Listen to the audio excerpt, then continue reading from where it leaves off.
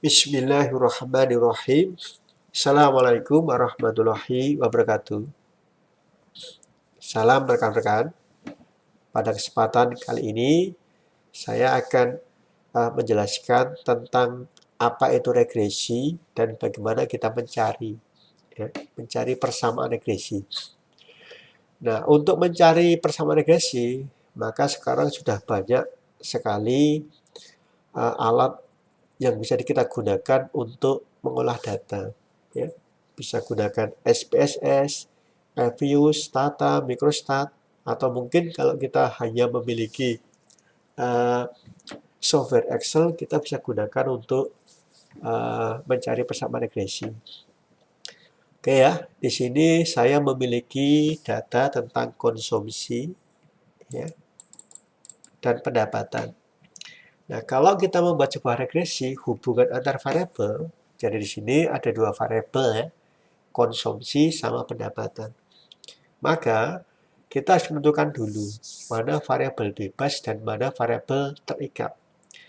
Dalam berbagai literatur, maka konsumsi disebut dengan variabel terikat. Ya. Ini adalah variabel terikat, ya, atau disebut dengan dependent variable. Ini adalah variabel bebas, ya, atau disebut dengan independent variable, ya. Sehingga di sini nanti kita punya konsumsi dipengaruhi oleh pendapatan. Jadi kalau pendapatan naik, maka konsumsinya bisa naik atau turun, tergantung dari sifat barang, ya. Tetapi secara umum, ya, konsumsi memiliki hubungan positif dengan pendapatan, barang umum ya. Jadi kalau pendapatan itu naik, pasti konsumsi akan naik. Nah, berapa besar naiknya? Itu juga nanti kita bisa bisa lihat dari angka koefisiennya. Oke ya, sebelum kita nanti membahas tentang bagaimana mencari persamaan regresi, maka kita lihat dulu pola dari hubungan dua variabel ini ya. Kita blok dulu di sini ya. Kita pilih insert, maka kita pilih ini ya. Scatter plot ini ya, kita pilih ini boleh. Ya, ini dulu, ini saya ganti. Ya, ini namanya fungsi konsumsi. Ya. Ini fungsi konsumsi. Ya. Ini kita sudah dapat fungsi konsumsi dari gambar ini. Ya. Kita dapat fungsi dari gambar ini, kita bisa lihat di sini. Ini ya. Kita dapat ini gambar ini ya. Yang artinya ini adalah garis yang di sini. Jadi kalau kita lihat ini ya, ini garisnya adalah konsumsi, ini adalah pendapatan. Maka ini kalau saya klik di sini, ini 400 lebih sedikit ini. Ya, ini adalah 689, ini terus. Nah, garisnya tidak linier. Nah, karena nggak linier, berarti nanti kemudian ini ya, polanya tadi ini, kalau nanti kita akan cari persamaan linier, atau di sini kita nanti kalau kita gunakan fungsi kita gunakan regresi, biasanya kita asumsikan bahwa fungsinya adalah linearitas, ya. Sehingga nanti ada yang di atas garis, di bawah garis. Yang di atas garis berarti errornya adalah ini ya. Errornya adalah nanti kalau kita lihat adalah negatif. Tapi kalau nanti yang di bawah berarti adalah errornya adalah yang positif. Ini ya, nanti kita lihat di sini ya. Nah, untuk kita bisa nyari persamaan ini, maka kita harus punya salah satu software ya. Kalau kita gunakan tadi sini adalah regresi, kita bisa gunakan data di sini. Tetapi di dalam Excel ini belum dimunculkan. Belum ada tentang salah satu item yang berhubungan dengan mengolah data statistik. Maka kita bisa mengaktifkan di Excel dengan cara file ya, kita klik file dulu, kita pilih option ya. Setelah dipilih option, maka kita pilih add-ins ya. Setelah kita pilih add-ins, maka kita pilih klik di sini go. Ya, maka pilihlah yang 1 2 ini. Analisis toolpath sama analisis toolpath VBA. Oke.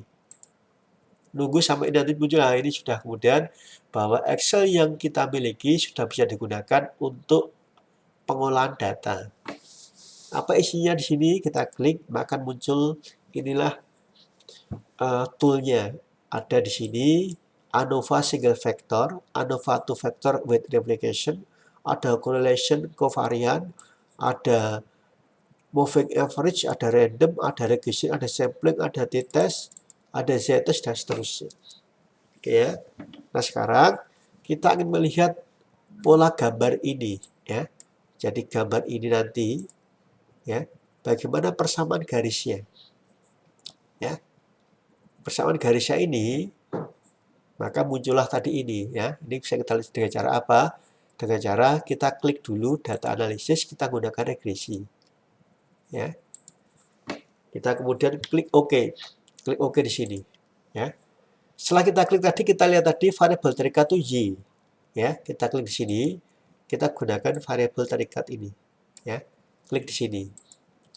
Yang kedua, X sudah pendapatan. Maka ini kita klik di sini. Ya, kita klik ke sini. Ini oke. Ya.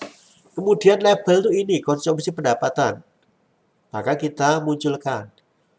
Konfirmable berapa? Biasanya nanti kalau kita uji hipotesis selalu kita gunakan biasanya ya. Itu adalah kita gunakan alfa 5%.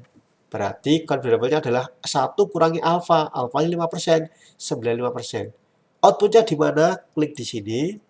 Sini kita tempatkan di sini. Ya. Ya. Kita klik ini, sekarang baru oke. Ya. Inilah sebuah fungsi konsumsi. Ya. Jadi kalau nanti kita lihat di sini bahwa dia punya konsumsi tadi ini. Konsumsi ya. Ini kalau kita lihat tadi konsumsi sama dengan min 19.4511 ditambah 0,058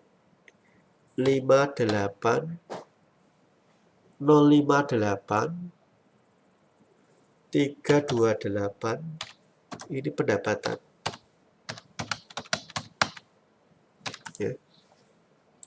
Kita dapat ini ya, kita dapatkan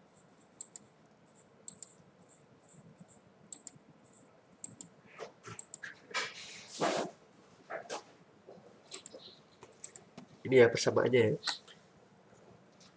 Intercept ini artinya apa? Rata-rata ya. Ya, tapi karena kemudian di sini adalah negatif, ya kita nggak usah persembahkan karena biasanya konsumsi itu selalu positif. Ini kita sebut dengan pendapatan ini adalah ini. Ini adalah kalau dalam ekonomi kita ketemu dengan marginal propensity to consume, kecenderungan untuk ini ya, jika pendapatan meningkat maka konsumsi akan menimpa atau kecenderungan untuk konsumsi 0,58 ya. Ini adalah kita dapatkan persamaan ini ya. Persamaan ini mewakili ini ya. Jadi kalau nanti kita lihat pendapatannya 400 ya 400 kalikan di sini maka sudah mendekati ini ya. Sehingga garis ini, jadi kalau nanti kita buat garis di sini ya. Ini kita buat garis lurus, maka itulah ketemu dengan persamaan ini ya. Jadi nanti kalau kemudian kita memiliki data ini, kita buat scatter plot bentuknya ini. Dan kalau nanti tengahnya ini kemudian akan diberikan garis lurus yang mewakili ini dengan cara adalah pendekatan ordinary least square. Jadi kita ini menggunakan OLS nih. Maka bentuknya seperti ini. Ya. Jadi inilah tutorial yang paling mudah ya.